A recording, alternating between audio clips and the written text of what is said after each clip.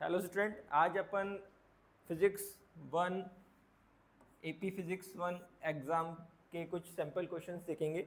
इसके अंदर AP physics one किस तरह के क्वेश्चन पूछता है, उसमें एक क्वेश्चन है जिसमें ब्लॉक ए और बी स्ट्रिंग के थ्रू कनेक्टेड है। ब्लॉक ए अटैच है हिंज के थ्रू 2 पॉइंट्स पे, सो ब्लॉक ए मूव नहीं कर सकता। क्वेश्चन में पूछा गया है ब्लॉक ए बी पे कितना फोर्स लगा है। तो ये जो क्वेश्चन है वो काइनेटिक्स वाले पोर्शन से है। इसके अंदर हम string block system and Newton second law and third law दोनों को यूज़ करेंगे। तो देखते हैं ये क्वेश्चन किस तरह से होता है। तो सिंपली हम इसके ऊपर फ्री बॉडी डायग्राम बनाएंगे। Tension T upward, mass of C and G weight downward, that similar tension force will in that direction, and the block B is not moving because block A applying some normal force on A in the form of action, let's say. So same reaction force block B will applied on a block A. So the question is asking the force applied by the A on the B. So now we draw the free body diagram of the block B. One force is tension force T, and that is equal to the mcg because it is a balance force. So tension force is balancing the weight of gravity of block C, and block B having one more force that is applied by the block A in the form of action, that is a n A.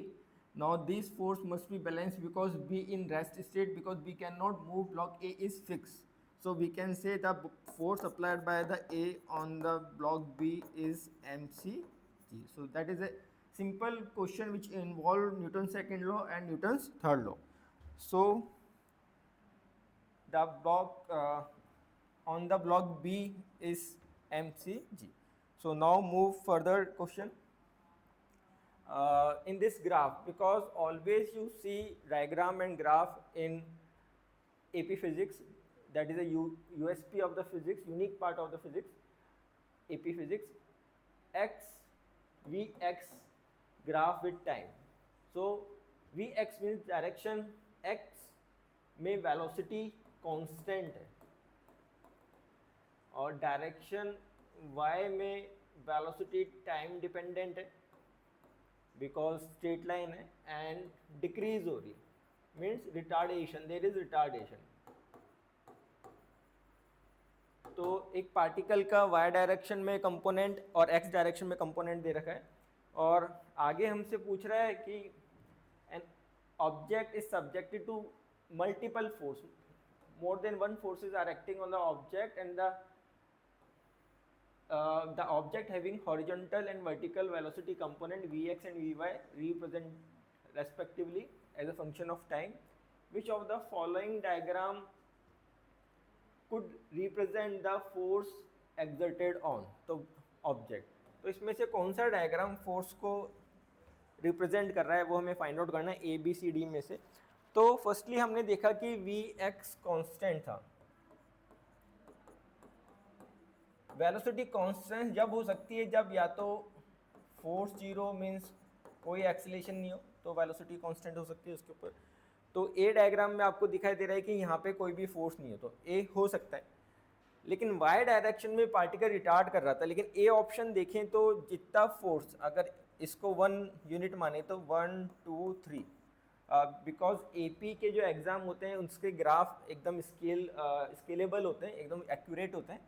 तो 3 for example 1 unit को हम 1 Newton ले लेते हैं let's say, तो 3 unit force लग रहा है। सिमिलरली यहाँ पे भी 3 ब्लॉक है तो 3 यूनिट फोर्स नीचे भी लग रहा है, तो इसमें वाई डायरेक्शन में भी कोई फोर्स नहीं है तो वाई डायरेक्शन का भी इसमें एक्सेलेरेशन जीरो हो जाएगा। तो वेलोसिटी या तो जीरो हो सकती है या फिर कांस्टेंट हो सकती है। तो ए भी इसमें रिप्रेजेंट नहीं कर रहा क्योंकि जो हमने ग्राफ देखा है, जो ग्राफ में रिप्रेजेंट है, तो यहाँ पे कह सकते हैं कि ए एक्स इक्वल टू जीरो होना चाहिए, और क्योंकि यहाँ पे वेलोसिटी चेंज हो रही है तो a y not equal to non zero value होनी चाहिए ए वाई की।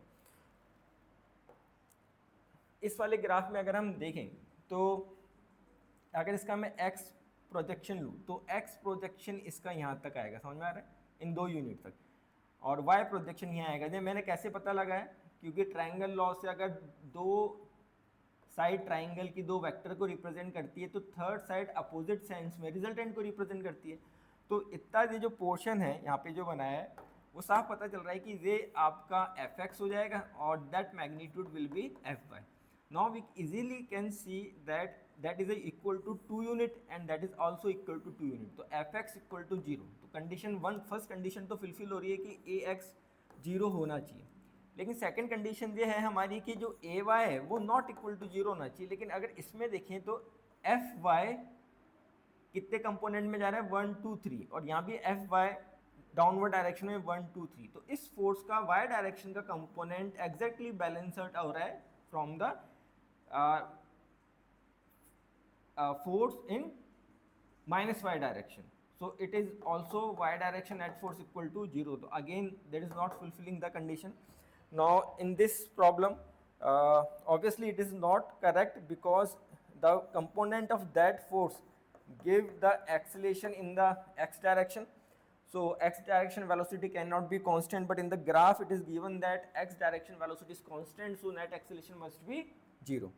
So now further that is the only last option, we can check it. You can say the component of this force will be in the minus y direction will be of unit 1 2 3 4, and the another force of the magnitude 3 unit in the plus direction, and a component of that force minus direction is of the unit of 1 2 3 4. So net there will be a component of force in minus y direction,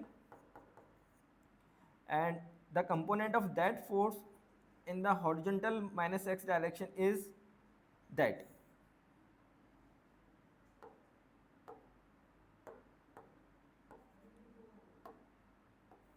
We can resolve the component, so that is a vertical downward and it is a horizontal left side, and this is exactly matched by this. Why? Because if we draw the component of this resultant force, then in minus y direction it has 1 2 3 4 unit, but in x direction it has only 2 unit. So you can say that is a 2 unit and it is a 4 unit, and that external force is exactly 2 unit is balanced by the component of that force. So there is no force in x direction, so D is option correct. So you can see easily that in the AP physics, any type of AP physics, they emphasis on the graph and diagram. Thank you.